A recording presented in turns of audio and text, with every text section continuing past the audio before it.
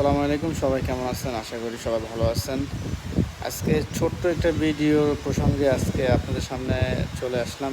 যেটা হলো, আমি যে ওমানে থাকি, আপনারা প্রায় সময় দেখেন আমি শুক্রবারের দিন, জুম্মার দিনে একটি করে ভিডিও আপলোড করি। কিন্তু গত শুক্রবারে আমি আমার ভিডিও আপলোড করি না, মানে আমি শর্ট ভিডিও আপলোড করি বেশিরভাগ।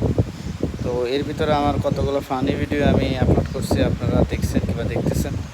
তো এটা ব্যতিক্রম একটা অন্য প্রসঙ্গ নিয়ে আপনাদের সামনে কথা বলার জন্য আসছে। সেটা হলো, আমি ওমানে থাকি প্রায় 9 বছর চলতেছে। তো কিছুদিন আগে একটা কানুনের কথা শুনছি, সেটা আমি জানি না, আমি ক্লিয়ার না।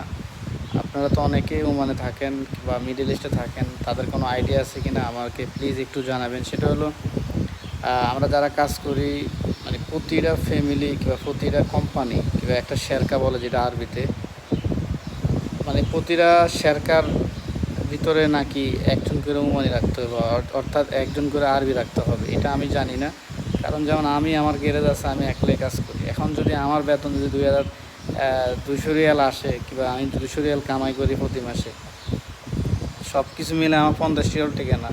কিন্তু তারা যেহেতু এই দেশের নাগরিক, তাদের জন্য আসলে 200-300 রিয়াল কিছুই না।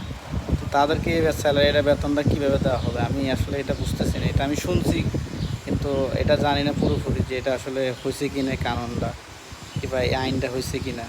আমি শুনছি যে প্রতিটা শেরকার ভিতরে যাদের একটা বোর্ড আছে, যাদের একটা দোকান আছে, মানে এক একজন করে আরবি রাখতে হবে, এবং অর্থাৎ ওমানি রাখতে হবে। এখন এটা নিয়ে আসলে অনেক কনফিউশন অনেকের কাছে আছে বা অনেকে জানে, তো বুঝতেছে না। তো আপনারা যারা ওমানে থাকেন, আমি যদিও বা পুরানা লোক, কিন্তু তারপর আমার ভিতরে আইডিয়া নাই।